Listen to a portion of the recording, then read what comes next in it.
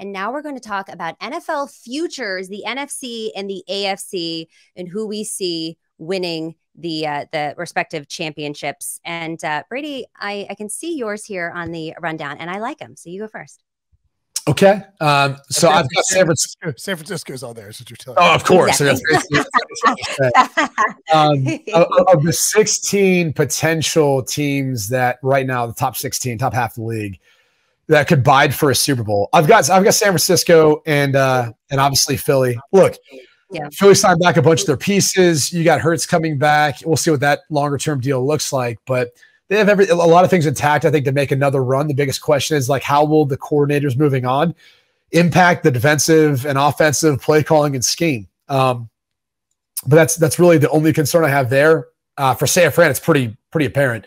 Is Trey Lance going to be back healthy, and will he be able to take them to the NFC Championship game to take on Philly, who very, very maybe end up being the number one seed? So NFC for me is somewhat easy because I think there's a lot more question marks after those two teams.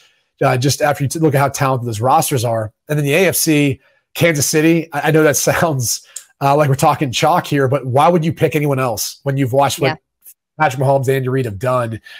They'll be there. That's what they've been since he's been there.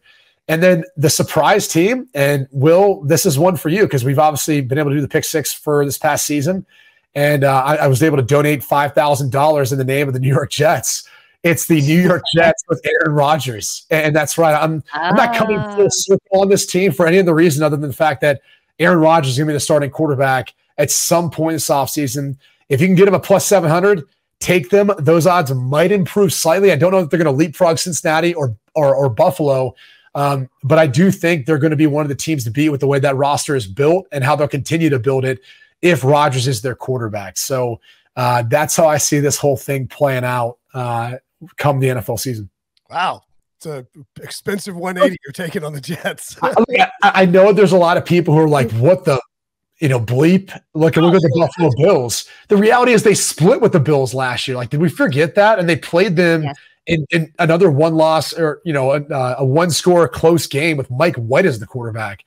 So, like, I kind of look at it and go, do we really not think they're not going to get a big upgrade with Aaron Rodgers now playing quarterback for this team? And by the way, when their offensive line is back healthy and Breece Hall is back healthy and they've got these pieces on defense playing the way they did. So I'm much more bullish on where the Jets are going to be next season compared to where they were this other season because of the quarterback situation, what that means with Aaron Rodgers. I think I don't think the Jets are crazy, and we should note like that we're sort of doing a Final Four thing here, but these odds are actually to win the conference. So it's like not the Jets aren't 7-1 to get there. I think the Chiefs at 3.5 to 1 to win the conference is a really good price. Right. Mm-hmm. AFC is hard as hell. It is loaded with good teams. It is going to be difficult to navigate your way through. But if last year taught us anything, or taught everyone else anything, I told everyone before the season what was going to happen, and it happened. The Chiefs are just, they have Patrick Mahomes, they have Andy Reid. They're probably going to win their division. They're probably going to be in the hunt for the number 1 seed. If they get the 1 seed, it's just like the old Patriots formula. Get a bye, win a home game, or win 2 home games, and then you're in the Super Bowl. And so 3.5 to 1, if the Chiefs get a bye, you are basically you're getting a 3.5 to 1 money line parlay on the Chiefs to win 2 home games. And so that to me right now is decent value. Now, if Rodgers, the one thing you might want to wait on, if Rodgers does get traded, and I think this is baked in where 7 to 1 is probably their number, maybe you see a little bit of a squeeze there once the actual trade happens. But I think that number is fully baked in based on what he's told us. I bet it improves to plus 600, if not maybe a little better. Yeah, I wouldn't see if it's like, I wouldn't be surprised if they're even with the Bengals, 5.5 to 1. I mean, like Rodgers, the problem is the books don't want to get they're trying to walk a fine line of not being too exposed, but also making sure that they don't get burnt on the other side. I'll give my NFC picks real quickly. And I'm not picking these teams necessarily because I think they'll get there. I think the smart bet in the NFC is to take the chalk because the NFC is so diluted right now. I mean, it is like the Lions are 11 to 1. The Saints with Derek Carr 14 to 1. I think you dip a little bit below those guys, and you look at the Rams at 15 to 1, and the Vikings at 16 to 1, and even maybe the Giants at 16 to 1 as well. I'm not saying that those are the teams I think will win the conference. Just that Rams. What they won a Super Bowl 2 years ago. Yeah, but did you see how they played last year? Well, everyone was hurt and banged up. They have Sean McVay. They have Matthew Stafford. Look, it's at 15-1.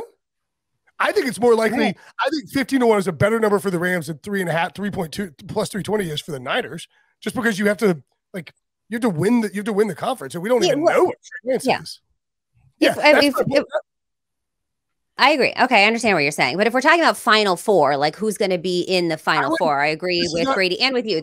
You go chalk. You have to go the Niners and the Eagles. I do think the Eagles will take a slight step back this next year, but I do still think they're going to be huge for the NFC. And you nailed it. We don't know what's happening with the quarterback position. So San Francisco has all the pieces, but we don't know who's going to be under center. There's a little bit of a question mark there, but they are the two best. If I was going to pick like a long shot, I might look at the Detroit Lions at 11-1, just because they've made so many great moves this offseason, especially beefing up that defense. And I don't know why I'm blanking on their quarterback's name right now that came from the Rams. Help me out here.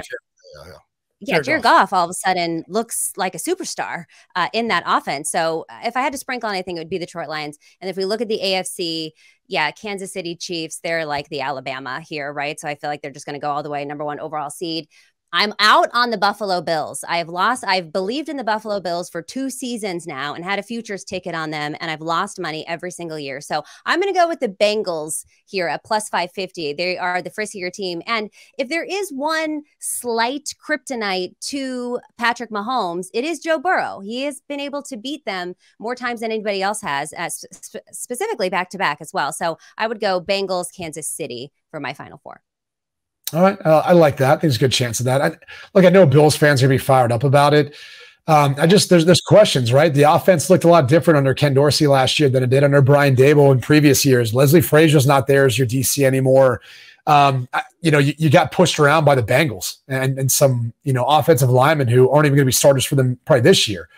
I think they've gotten probably more to prove after going in and being the betting favorite to win it last year before the season. Hopefully they'll have a chip on their shoulder. Hopefully they'll prove me wrong and they win the AFC East. But I think Rodgers is going to have that chip on his shoulder too, with something to prove moving on to another team. And I don't think he's going there just for a year. I think he's going to go there at least for a couple of years. Otherwise, this deal probably doesn't happen. It doesn't get done. But again, not to go back to it, I think that value is only going to lessen as this trade becomes more of a reality or actually occurs, in my opinion. I think you'll see a lot more money flooded on the Jets to win the conference.